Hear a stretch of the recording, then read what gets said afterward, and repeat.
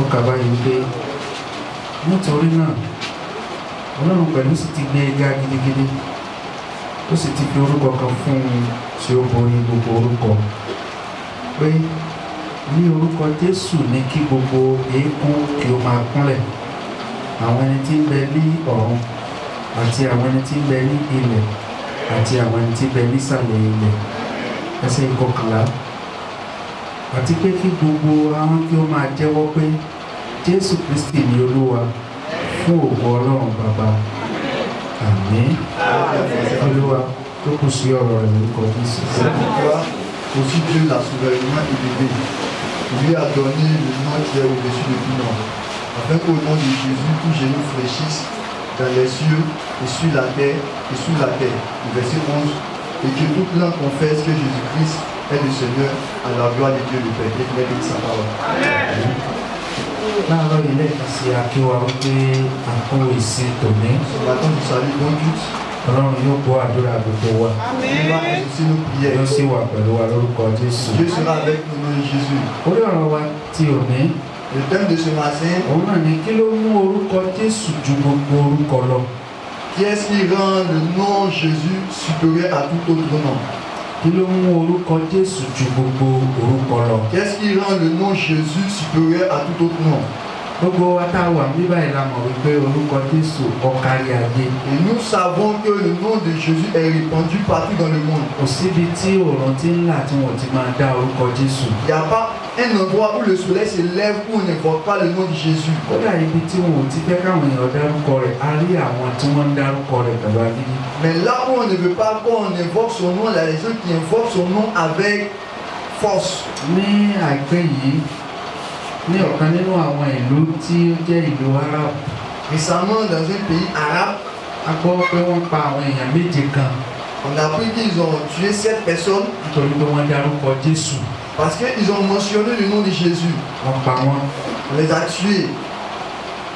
Lẹ́yìn ìgbà tí wọ́n pa àwọn méje yẹn, Et après avoir tué ces 7 personnes, àìmọye àwọn èèyàn ló tún pe orúkọ yẹn. il y a beaucoup de personnes qui invoquent ce nom-là encore. Sọ èèyàn mú kí ìjọba àgbáyé dá sí wípé kí ló dé tẹ̀ fi fẹ́ káwọn èèyàn máa dárúkọ yẹn.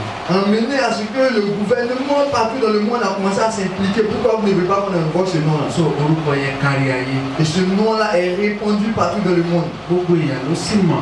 Les gens savent. Mo gbàdúrà yìí pé lórúkọ Jésù Ọlọ́run kò ní gba orúkọ yẹn lẹ́nu wa. Et ce nom ne sera pas enlevé de notre bouche au nom de Jésus. Ṣùgbọ́n bí orúkọ yẹn ti wá ká tó ṣe kárí ayé báwọn. Dès que le nom est répandu partout dans le monde, Ọ̀pọ̀lọpọ̀ wa ò mọ tí ó fún orúkọ yẹn lágbára. les gens ne connaissent pas ce qui donne la force à ce nom-là. Lóòótọ́ ọmọlẹ́yìn Jésù ni wa. C'est vrai, nous sommes disciples de Jésus, Ṣùgbọ́n àmọ́ bó ló ṣe jẹ́ tí orúkọ yẹn fi wá kárí ayé mais báyìí. on ne sait pas comment ce nom-là est répandu Èyí partout ò dans le la monde. fẹ́ kíyèsí nínú ẹsẹ̀ Bíbélì tí a kà. C'est cela, on va examiner dans le passage que nous avons lu. Ní ọdún tó lọ, Et l'année passée, ó bá sọ̀rọ̀ nípa orúkọ Jésù púpọ̀. on a parlé, on a mentionné le nom de Jésus. A sọ fún wa ní irú orí ọ̀rọ̀ báyìí náà níbẹ̀ pẹ̀lú. Et c'était un thème pareil ainsi que nous avons Sọ wípé développé. nítorí pé Ọlọ́run gangan fúnra rẹ̀ ló dá orúkọ yẹn jáde. Parce que c'est Dieu même qui a créé ce nom-là. Gbogbo orúkọ tí ń bẹ láyé èèyàn ló sọ. Tous les noms que nous utilisons dans ce monde, c'est l'homme qui a donné ce nom-là. Gbogbo orúkọ téèyàn jẹ́ àtàwọn tó ti kú àtàwọn ọmọlẹ̀ àtàwọn gbogbo àwọn alágbára àwọn ẹlẹ́sìn àwọn olórí ẹlẹ́sìn èèyàn ló fún wọn lórúkọ. Tous les noms que nous portons, ce sont les noms que les gens nous ont attribués.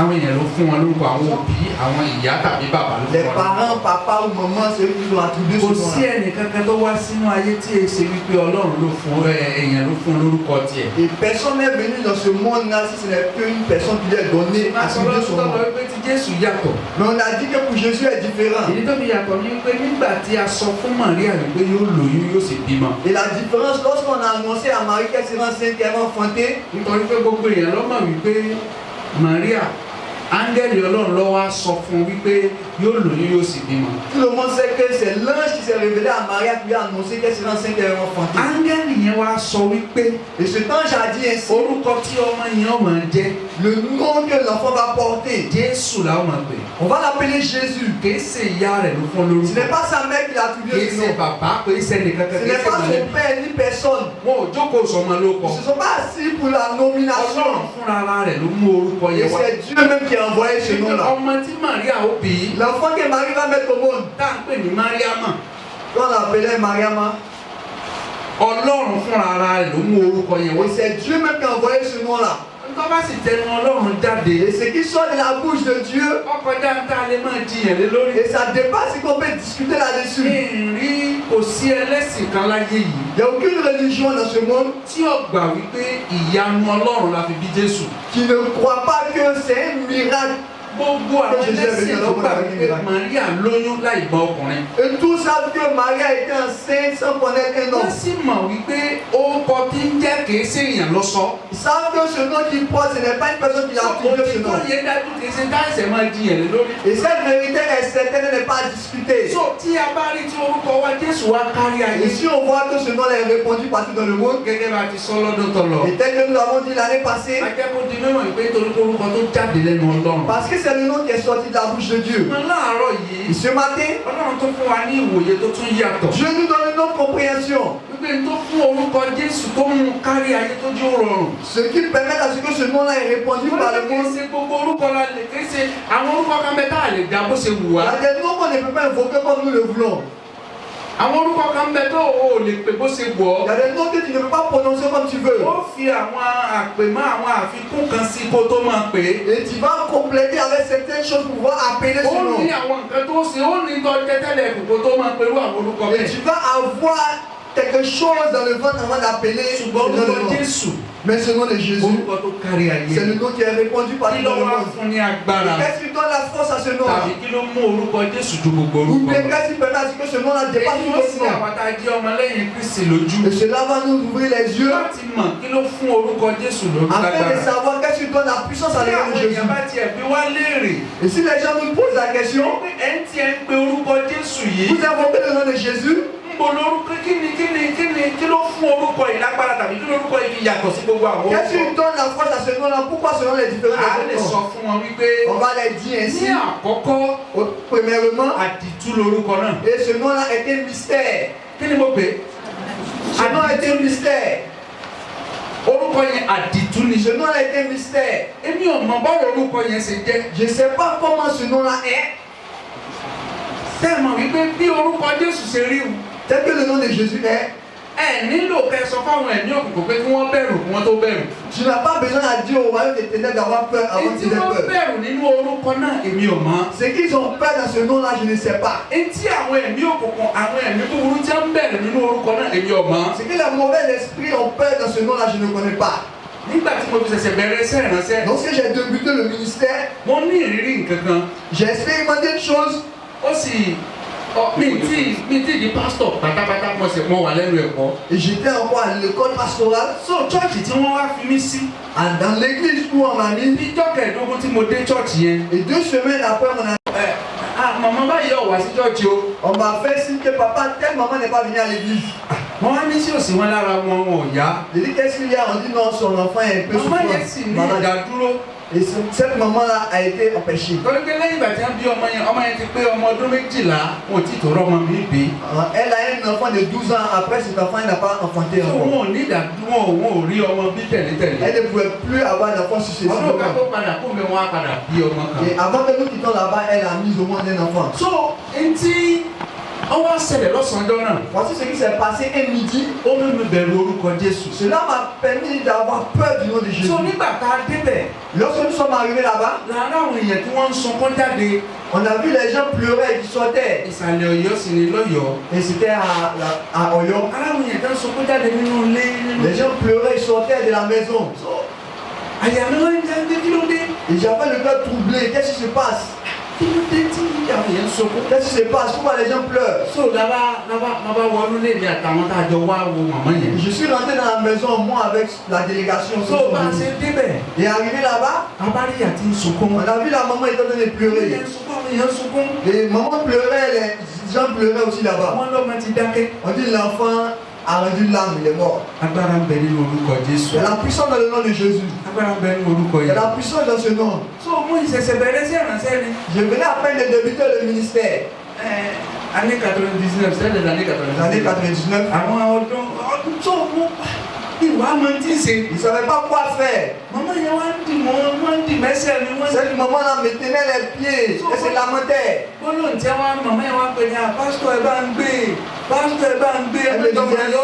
pasteur, cet enfant-là ne doit pas partir. Depuis 12 ans, il ne doit pas rendre l'âme. Et la délégation, ils sont rentrés dans la maison. Il y a d'autres qui sont ressortis et ils ont commencé à régler la tête. Et lorsque je suis rentré dans la maison,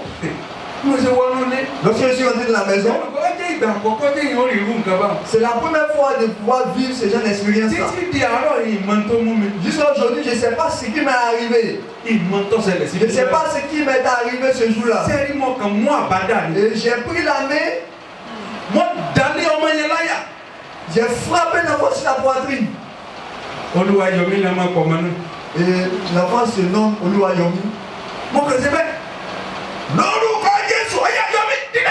J'ai invoqué le nom de Jésus et l'ai frappé sur la poitrine. Quand il l'a frappé sur la poitrine, il est revenu à la vie. Et il est revenu à lui-même. Et l'enfant a commencé à invoquer le nom de Jésus. Et les gens ont commencé à courir, ils sont rentrés. Et je suis devenu important ce jour-là. Jusqu'à aujourd'hui, je suis important dans cette église. Jusqu'à aujourd'hui que je parle, je suis important dans cette église. Je suis important dans Jésus. Et quand je vais dans cette église, et quand je suis rentré dans le quartier,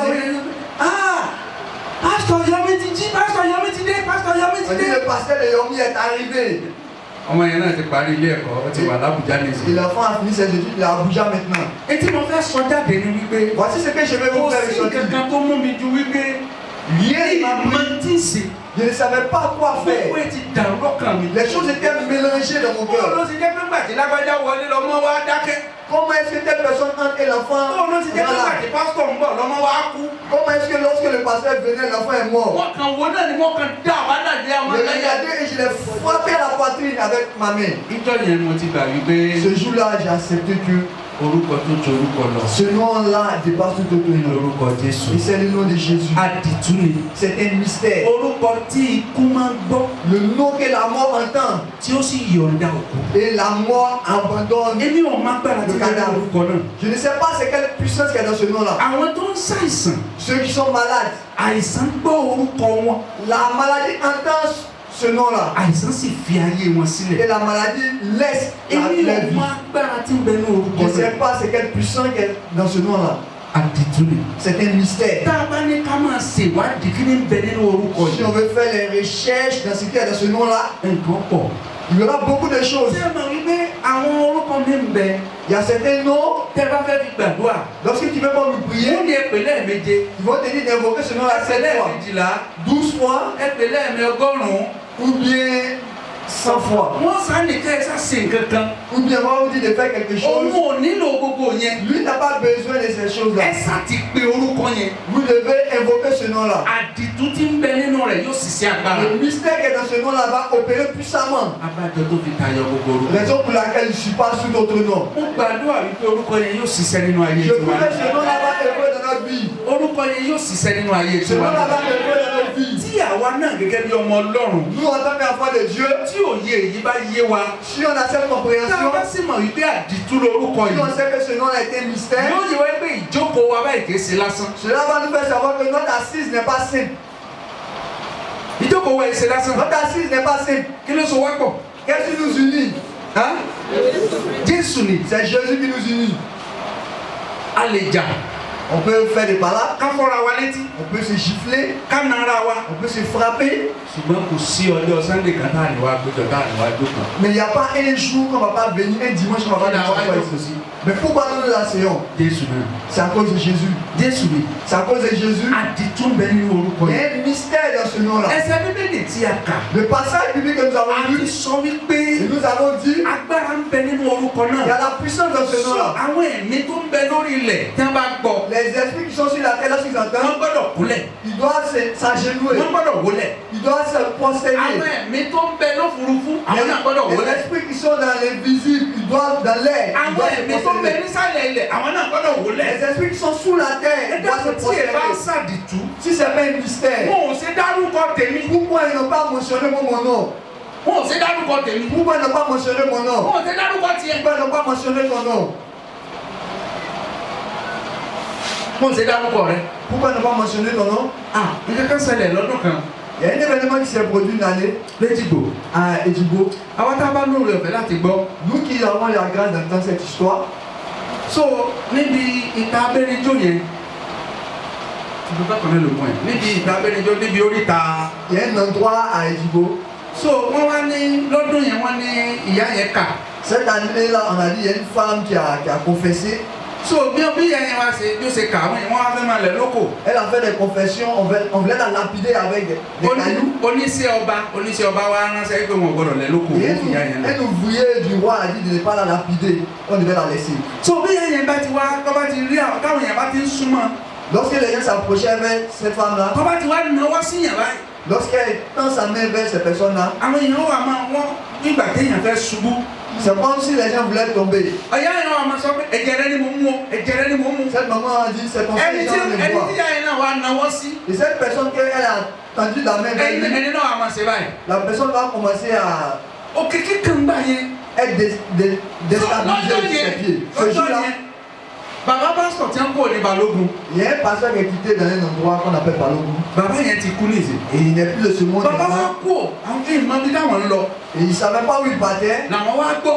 Et il a entendu cela. Àwọn náà wọ́n ń gbàdá bẹ̀ bọ̀. Wọ́n gbàdá bí iwájú àfin bọ̀. Il passait devant le palais royal. Bí ẹ ṣe ní wọ́n sára àwọn èèyàn tí wọ́n pé. Et il a vu les jeunes étaient regroupés. Gbogbo àwa yìí náà wà bẹ́ẹ̀ mi náà ti di pásítọ̀. Et nous étions là-bas, on n'était pas comme Ṣùgbọ́n pasteurs. àlẹ́ súnmọ́ bí táwọn èèyàn pé ń wòran. Mais on ne pouvait pas s'approcher là. Àwọn ológun bẹ́ẹ̀. Il y avait des gens qui avaient des médicaments puissants. Il y avait des marabouts. Àwọn aláfa gidi. Des vrais marabouts. Tí qui gbogbo étaient là-bas. wọ́n dé yá lókùnrin. Ceux qui disaient qu'ils allaient attacher cette femme-là. So bí bàbá kọ́ọ̀tì Balógun ṣe débẹ̀ nù. Et il y a un monsieur qui est arrivé là-bas Àwọn parce àti que tòló ọ̀kan torí bá àtẹ̀kẹ́ jẹ ẹ̀wọ́ gbẹ. et nous on était loin, on ne voulait pas que on suçait notre sang. Torí kí yàrá ti náwó sáwọn èèyàn báyìí, wọ́n bẹ́ẹ̀ lẹ̀ lóko. Oníṣẹ́ ọba sì ni wọ́n mọ̀ lẹ́ lóko. On Wọ́n va náwó sáwọn lapider. èèyàn. On dit de ne pas la lapider. Elle Wọ́n aussi ti bá elle kí sáwọn àfa àti ó met dé àwọn àfa àwọn alágbára. Ils ont appelé les marabouts, les hommes puissants pour pouvoir l'attacher. Bí bàbá yẹn ṣe gbọ́, bàbá bá sọ̀kalẹ̀ ní ọkọ̀. Et papa est descendu de la voiture, il venait. Bí bàbá ṣe gbẹ́gbẹ̀bẹ̀. Et lorsqu'il est Wọ́n ní arrivé à kí ni bẹ̀ ce wọ́n ní endroit, ìyá yìí ní méjì àwọn èèyàn. on dit c'est cette maman-là qui suce le sang des gens. Bàbá bá wọ àárín wọn. Et papa est rentré au milieu de la foule. Bàbá bá ní. Lórúkọ Jésù máa pàṣẹ fún ọ pé kó jókòó. Il dit au nom de Jésus, je te donne à cette Bí a bá voix. sì jókòó. Et elle s'est assise. Ìgbà náà làwọn náà wá yọrí bọ̀ wá. C'est là qu'on a commencé à venir regarder. Wọ́n gbọ́, ọyẹ ẹ̀dẹ́. On dit attachez-la. Ìyá bá ṣe ẹ̀tọ́ mi. Wọ́n gbọ́ lórúkọ Jésù ọyẹ ẹ̀dẹ́. Au nom de Jésus, attachez-la. Ìyá fúnra rẹ̀ ló bá sọwọ́ báyìí. Et elle-même, elle a donné sa main pour qu'on puisse l'attacher. De ìyá òun lókun. Et il l'a attaché. Wọ́n sì dé lẹ́sẹ̀. Il lui a attaché la main et le pied. Ọ̀wá kẹ́ni tí ó gbé. Il restait une personne pour la soulever maintenant. Àwọn ọmọ ọyá gbogbo yín lórúkọ Jésù ọyẹ ẹ̀dẹ́. Papa dit vous tous au nom de Jésus, soulevez-la. Èmi rò kó rí ìyá nìkan lórúkọ Jésù ó ti ṣiṣẹ́. Je pensais que c'était si la maman, seulement le nom de Jésus allait Àwọn travailler. kékeré bá wọ́n ìbùkún bá ṣe fún ìyá nù. Les gens sont venus, sont soulevés cette Wọ́n wá maman. gbé lọ síbi town hall. Ìgbà yẹn wọ́n ń ṣe town hall yẹn wọ́n á gbé lọ síbi town hall. Ó ti kọ̀ mọ́tà sí tọ́lọ́dún yẹn gan. Et ils l'ont envoyé dans un endroit en ce moment, ils n'avaient pas fini de construire Wọ́n wá gbé lọ síbi la town hall. mosquée. So wọ́n wá ní àwọn èèyàn tí wọ́n wá gbàdúrà fún. Gbàdúrà láti tẹ̀ bẹ̀rẹ̀ sí láwa àwọn àfàdúrà jagun bí o sì bẹ̀rẹ̀. Et nous, on a commencé le ministère. Mo wá wò ó lẹ́nu bàbá mi. Je regardais dans la bouche de ce monsieur. Táwọn èèyàn náà sọ pé jókòó tí ò jókòó tí ó yára wọ ẹgbẹ́ yẹn fún Les wa. hommes forts disaient assieds-toi, attachez-la. Tí Personne ne wọ́n pouvait wá le ní faire. lórúkọ Jésù ọyá màmá ẹ jókòó. Mais on dit au nom de Jésus, maman, Ìyá assieds-toi. sì jókòó. Maman s'est assise.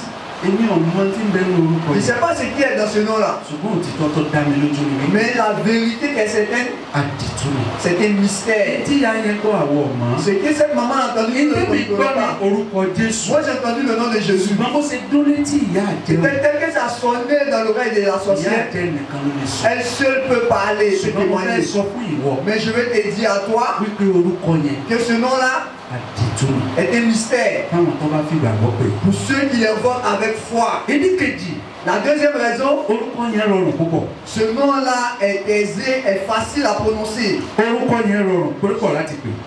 Ce nom-là est facile à prononcer. nígbà kan tá a wà ní Makori Et lorsqu'on était à Mabori un temps, màmá kan máa ń gbàdúrà. il y a une maman qui priait beaucoup. wọ́n máa ń gbàdúrà. Elle priait.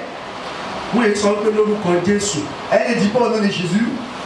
wọ́n yẹ sọ pé lórúkọ Jésù. Elle ne disait pas au nom de Jésus. màmá yẹn ò lè pe dé. Elle ne peut pas épeler G. wọn ò lè pe dé. Elle ne peut pas appeler G. ó kọ Yésù. ó kọ Yésù.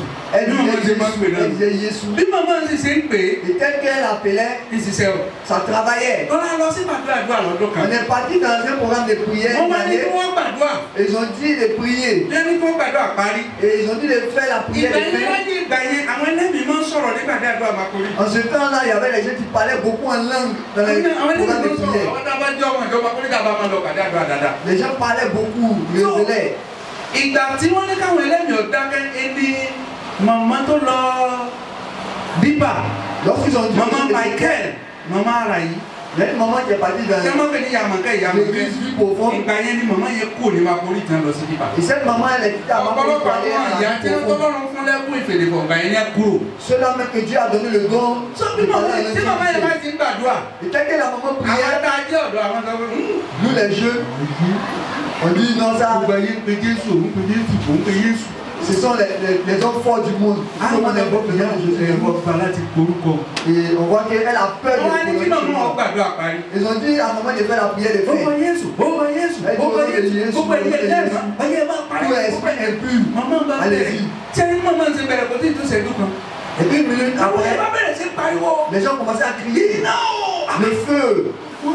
bí màmá yìí ṣe ń pè é pèkúpè náà Et tó ń puis, ṣiṣẹ́. c'est qu'elle prononce mal, ce nom-là travaille. ọkọ yẹn ti rọrùn ọ̀pọ̀ jù. Ce nom-là est ẹnì facile. kan máa sọ fún wa ní ìjẹ̀dù àbí ìjẹ̀dógún. J'ai dit la semaine passée, la semaine wípé ọ̀yẹ́ passée, ká máa sọ pé Jésù on ne doit pas dire Jésus. torí pé kìí ṣèdè wa Parce que ce n'est pas notre langue. ni a fi sọ orúkọ wọn. Ils ont donné ce nom-là à Jésus. orúkọ tí a fi sọ èdè Hébérù ni. Ce nom-là qu'ils ont attribué, c'est un nom en hébreu. èdè Hébérù ni. C'est en hébreu, en langue hébreu. Yeshua ni.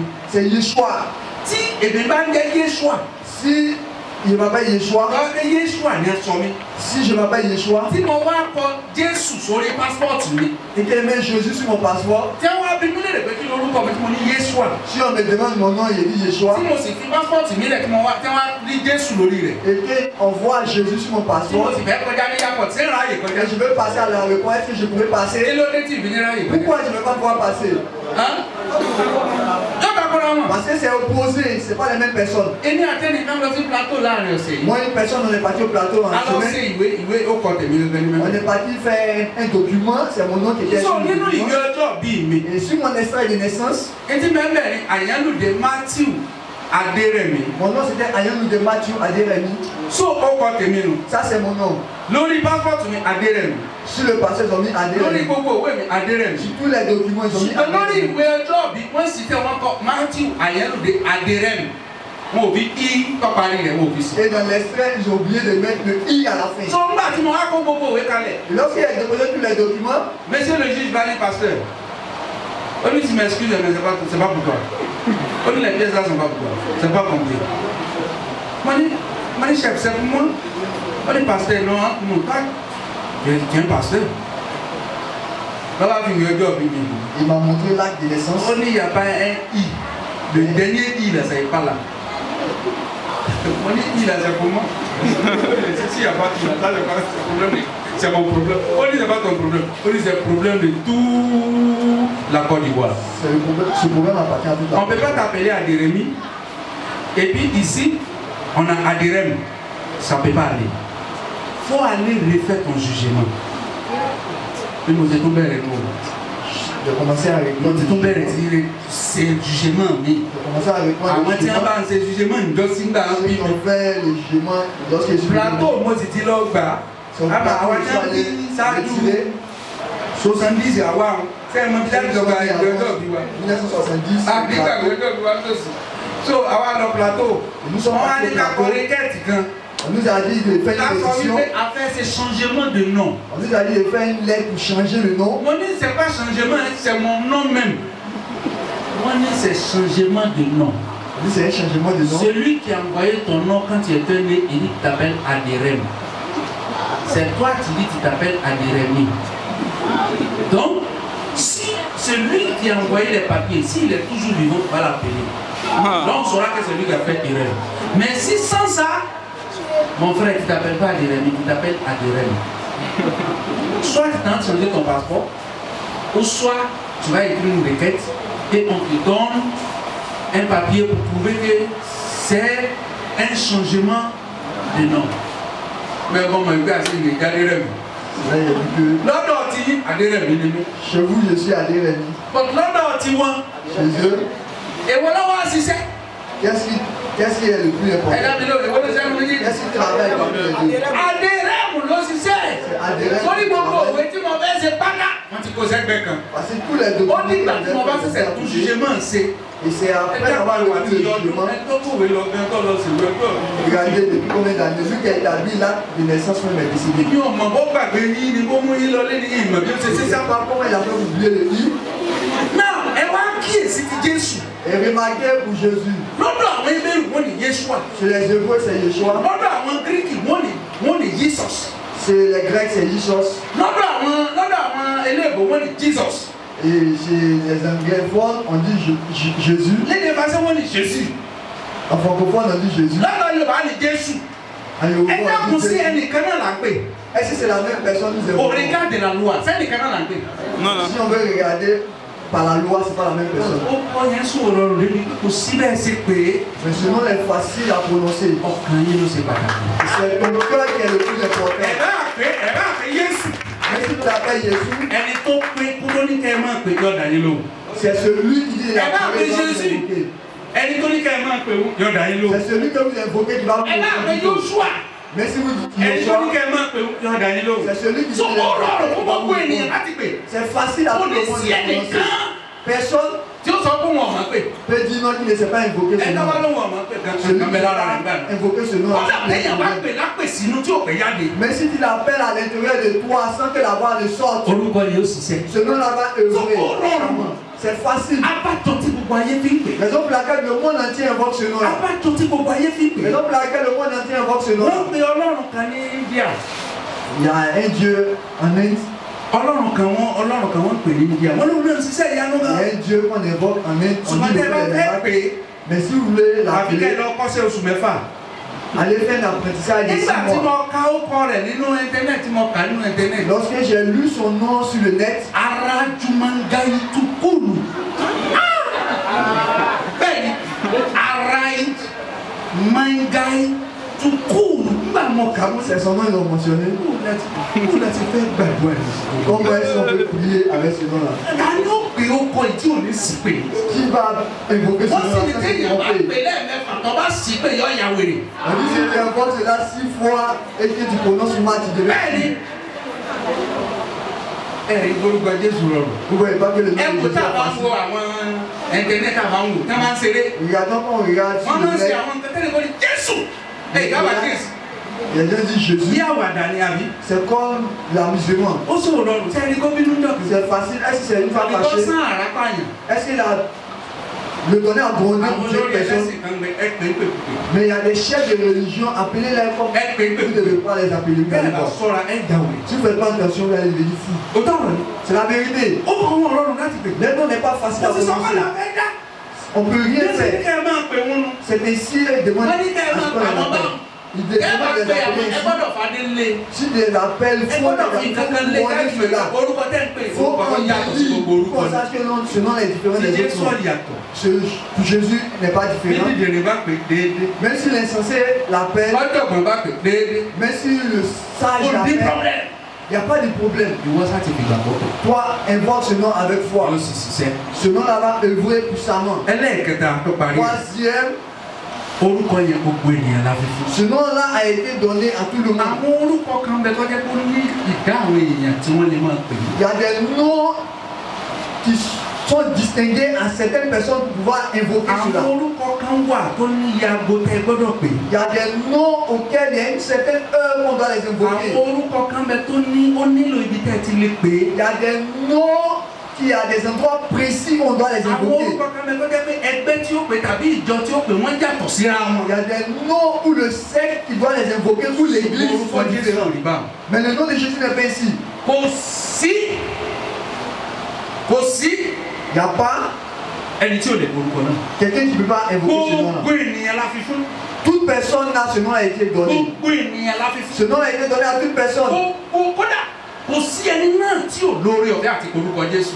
Celui-même, il n'y a pas une personne qui n'a pas la grâce d'invoquer ce nom de Jésus. Àfi tí ọba fẹ́ pè é. Sauf s'il ne veut pas invoquer ce nom-là. Ohun yòówù kéèyàn wà. Quel que soit l'endroit où tu te Ohun trouves, yòówù kéèyàn máa ṣe quel que lọ́wọ́. soit ce que tu fais, Ohun yòówù kò ṣẹlẹ̀ sí quel que i. soit ce que t'arrive, Gbogbo ènìyàn la forúkọ Jésù fún. toute personne là, ce nom a été donné. Wọ́n mọ bàbá wa pẹ̀tẹ́ ti ṣaláìsí. Je connais un de nos papas qui n'est plus de ce monde. Ó ti ṣaláìsí ti pẹ́ pẹ́ bàbá gbọ́dọ̀ dé ọmọ Il wọn. n'est plus de ce monde pendant longtemps.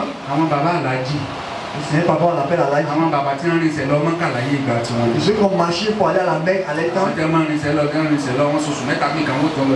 ceux qui partaient de lieu en lieu 3 mois jusqu'à ainsi de suite. Tí ẹ bá wá lọ sọ́dọ̀ wọn lé. Et lorsque vous partez chez lui à la maison, Tí ẹ bá lọ sọ́dọ̀ bàbá. quand vous partez chez papa à la maison, Tí ẹ bá ń sọ̀rọ̀. lorsque vous parlez, Wọ́n gbà Jésù ọ̀dà yín láre.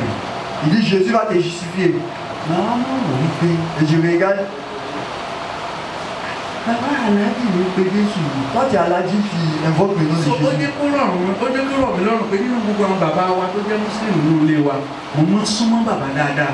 Et ça a été facile pour moi de m'approcher à papa. Bàbá tó máa sọ fún yín pé sọ́ọ̀ka ìwé Matthew dáadáa. Et papa te dit, est-ce que tu as bien lu le livre de Matthieu? Bàbá ni máa sọ rántí ìgbà tí ọ̀sẹ̀ já lódò. Tu te rappelles là où il n'y avait plus de poissons dans l'eau? Báwọn bẹ́ẹ̀ yẹn ọmọ ka Bíbélì. Vous les enfants, vous ne lisez pas la Bible. Mo kéwú já. Moi j'ai fini l'école coranique, Kí n sì bọ̀ mọ́ kà Bíbélì. mais je dois lire la Bible. Sọ̀rọ̀ rántí ìgbà tí ọ̀sẹ̀ já lódò. Là où il n'y avait pas de poissons dans l'eau, Ọ̀sẹ̀ já. il n'y avait pas de poissons dans l'eau. Gbogbo òru ni ó ti wẹ́ já. Toute la nuit, ils ont pu pêcher. Nígbà tí Jésù dé ọmọ Máríámà. Mais lorsque Jésus est venu, Ó l'enfant ní de ẹ̀sùn Marie, àwọn síbẹ̀ ń. il dit jetez le filet à cet endroit-là. Ẹja ọjọ́ náà pọ̀ ọmọ mi. Et ils ont attrapé beaucoup de poissons ce jour-là. Bàbá sẹ́yìn bẹ́ẹ̀ náà máa gbọ́ pẹ́nu ẹ̀ sọ́. Et quand je vais me moquer de lui, je lui demande s'il était là-bas. Ó rọrùn fẹ́ everybody láti gbé Et orúkọ. c'est facile pour tout le monde de prononcer ce nom-là. Ṣùgbọ́n tí ẹ̀yin bá ṣe ẹlẹ́sìn kan, Mais si vous n'êtes pas membre d'une religion, tí ẹ bá pe orúkọ olórí ẹlẹ́sìn, et si vous invoquez le nom du chef de cette religion, wọ́n lè pa yín. on peut vous tuer même. Bẹ́ẹ̀ ni wọ́n pa yín. Ẹsẹ̀ lè máa On kó peut vous bọ̀. mettre à mort. Kì í Qui sọ soit appeler son nom. Ó yẹ kẹ́ ẹ fọwọ́ forúkọ. Vous devez respecter ce nom-là. Ẹ fọwọ́ forúkọ Jésù yóò ṣiṣẹ́. Vous avez respecté le nom de Jésus, Ẹ ça va fọwọ́ travailler. forúkọ Jésù yóò ṣiṣẹ́. Vous ne respectez pas ce nom, ça va travailler. Ó ti wulẹ̀ kó pé ìwọ́n sá ti Quelle gbàgbọ́. que soit la manière de le voir, tu dois croire, tu dois avoir la foi. Ẹ jẹ́ kí n parí báyìí. Je vais clore ici. Nígbà tí lọ́dún kan Une année, wọ́n gbé ìwé kan fún mi ní church. ils m'ont donné une livrée à l'église. Bàbá mi ti ń kó bàbá mi ìdáná èlò mi. Et mon papa, Daniel Omi, m'a donné une livrée. C'était une livrée de réunion Àti àwọn ìwé mìíràn wọ́n bẹnu báyìí. avec d'autres livrées qui étaient dans un sac. So lọ́dún yẹn àwọn jíbìsì wọ̀ wálé mi. Et l'année, on fraudait les bus. Èmi Sunday asápọ̀ báwọn. Moi et certaines personnes, on fraudait les bus. So tá a bá ti wá dénú bísì. Ẹ mọ̀ pé ọjọ́ Sunday kì í sábà sí contrôleur lọ́sàn-án. Àárọ̀ ní contrôleur náà sábà wà lẹ́ẹ̀kọ̀ọ̀kan. Les dimanches, aux environs de midi, il n'y a pas de Bá a contrôleur. ṣe kó sọ́ọ̀sì àti wá jíbìsì wọ̀. Et lorsqu'on est quitté à l'église, on a fraudé un bus. So bá a ṣe wá ń bọ̀. Et on venait, Ó ku àárẹ̀ kan tá a dé ibi tí a wà. Ilé ẹnìkan sọ pé yà contrôleur bá wà à l'avant-dernier arrêt de notre destination, on nous signalait qu'il y avait les Àwọn contrôleurs. èèyàn sì ń wọnú bísí olùkọ́ ti sọ̀kalẹ̀ lọ. Et les gens rentraient dans le bus, nous Mo bá tous gbàgbé descendus. sáàkì. Et j'ai oublié le sac dans le bus. Ìrántí. Je me suis plus rappelé. Mo bá àbá lọlé. Nous sommes partis à la maison. Ṣé rí odidi bí ọwọ́ aago mẹ́fà Depuis midi, aux alentours de 18h, je me suis rappelé qu'ils m'ont donné ça que je devais partir avec à la maison. Et j'ai appelé mon ami Steven. Mon ami s'appelait Steven. Il a dit j'ai oublié le sac que papa m'avait confié. Il dit comment retrouver ce sac là? On est parti dans les arrêts fouillés, on n'a pas vu. Et Steven m'a dit un mot. Voilà ce qu'on va faire. Comme on dit le nom de Jésus est puissant, on va prier Jésus dans le trouver le sac là pour nous. Jésus est devenu ramasser le bébé. Bon, tu m'as sonné. Allez, papa, t'as le nom de Jésus est rempli, c'est puissant. Là-bas, si vous allez l'autre. Et on est venu à la maison. Papa, on dit, à combien de l'année papa n'était pas encore venu, il était presque 20h. Et on était assis côte à côte. Et il a dit de commencer à prier. Il ne savait pas comment prier. On partait à l'église simplement. Il dit si on veut prier, qu'est-ce qu'on va dire? Jésus. Quand on va dire Jésus. On a commencé. Il a dit et lorsqu'on a fini la prière, on s'est levé. On a vu papa venir. Voici le problème maintenant qui surgit. Voici le problème maintenant qui surgit. Papa ne frappe pas. Mais le document qui est perdu, c'est le document qui est perdu. Il y avait beaucoup de documents dans le sac. Quand papa rentrait, il demande qu'est-ce que vous faites là? Sylvie a dit nous sommes avec lui. Et il est rentré. Dès qu'il est rentré, on a vu un monsieur qui venait. Il avait le sac en main. Il est arrivé vers notre coup. Bonsoir. Petit. Il a salué. Il y a le petit Anando qui habite ici. C'est un moment, il va nous venir. C'est nous, on a un Angola. On va revenir à Angola. On est non, ils étaient rentrés dans le bus. On voit le bus. À midi, là, ils étaient descendus, donc ils ont oublié les sacs. On va ça. On va aller pas dans le bus. Donc, je suis allé chez la vieille qui est là-bas. Maman, il me fait l'olier. Il y a un mètre. Je suis allé chez une femme. On va aller au bac, on va aller comment pour assimiler. Et ils ont vu le sac. Ils ont vu les sacs sont là-bas. Dès qu'il y a plus le sac. C'est moi. Tu as laissé ça là évidemment. Oh, bah, mais pas qu'il dit. Papa était dans la maison. Je ne sais pas qu'il attend. Et il nous a donné le sac. On lui a remercié. Et papa a caché la serviette. Et j'ai caché le sac. Et je suis allé déposer le sac dans un endroit dans la maison. Depuis ce jour-là, j'ai réfléchi que même s'il est censé invoquer le nom de Jésus, cela va travailler. Cela va travailler. Ce nom a été donné à toute personne. Toi-même invoque ce nom aussi. Invoque ce nom avec foi. Que personne ne t'impose les mains pour invoquer ce nom à ta place. Que personne ne te séduise pour te dire c'est ce qui fait que ta pièce est sortie. Que personne ne te manipule, ne te séduise. Nous sommes prophètes. Si toi tu invoques aussi, ce nom-là va répondre. Ce n'est pas eux simplement. Eux aussi prennent pour manger, c'est la promesse. Ils savent que tu ne connais pas cela. Ils savent que tu n'as pas la compréhension de ça. Et ils invoquent ce nom-là, ce nom-là répond. Mais quand les vies est mauvaise, mais s'ils mettent une mauvaise vie, ils invoquent ce nom-là, ce nom-là les répond. Donc que ta vie n'est pas mauvaise. Pourquoi tu invoques ce nom-là? Donc celui qui refuse de l'invoquer. La Bible dit qu'il a été donné à toute personne.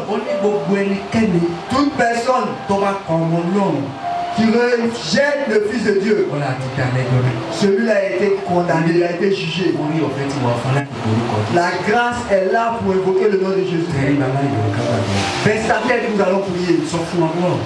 Dis au Seigneur, Olúwa àṣẹ ń bẹ lẹ́nu mi. Seigneur, il y a l'autorité dans ma bouche. Olúwa kò sí ìgbàgbọ́ mi. Seigneur, augmente ma foi. Kí orúkọ Jésù lè máa ṣiṣẹ́. Pour que le nom de Jésus puisse œuvrer puissamment dans ma vie. Olúwa àṣẹ ń bẹ lẹ́nu mi. Seigneur, il y a l'autorité dans ma bouche. Orúkọ Jésù sì ni àṣẹ náà. C'est le nom de Jésus qui a l'autorité. Olúwa fún mi ní oore ọ̀fẹ́. Seigneur, donne-moi la grâce. Bù sí ìgbàgbọ́ mi. Augmente ma foi. Kí orúkọ yìí lè ṣiṣẹ́ àṣepé láyé Que tèmi ce náà. nom-là puisse travailler parfaitement dans Sọ ma bẹ́ẹ̀ vie. fún Ọlọ́run. Dis cela à Dieu.